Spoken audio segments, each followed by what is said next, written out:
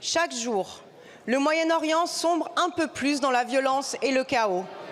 Hier, l'UNRWA, l'Agence des Nations Unies pour les réfugiés palestiniens, annonçait qu'elle se voyait contrainte de cesser l'approvisionnement humanitaire transitant par Kerem Shalom, principal point d'accès à la bande de Gaza.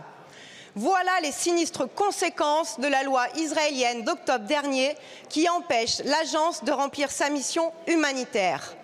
Pourtant, Catherine Colonna, qui occupait votre poste il y a peu, a dirigé une enquête rigoureuse qui bat en brèche la thèse mensongère d'une collusion entre les Nations Unies et le Hamas. Voilà l'honneur de la diplomatie française, introuvable aujourd'hui quand elle invente une immunité à des criminels. Une fois de plus, une fois de trop, le gouvernement génocidaire israélien viole sciemment le droit international en refusant d'assurer la sécurité des checkpoints et des convois humanitaires, laissant le chaos prospérer en alimentant activement cette spirale de destruction et de misère. Aujourd'hui, la bande de Gaza est ravagée par la famine.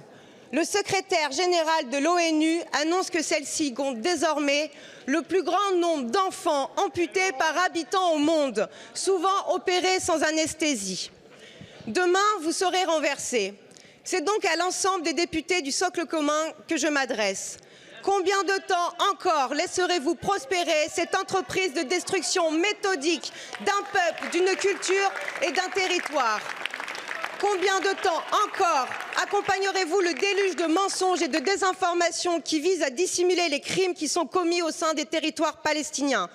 Quand la France parlera-t-elle enfin d'une seule voix en s'engageant à appliquer les mandats de la Cour pénale internationale à l'encontre notamment de Benyamin Netanyahou ?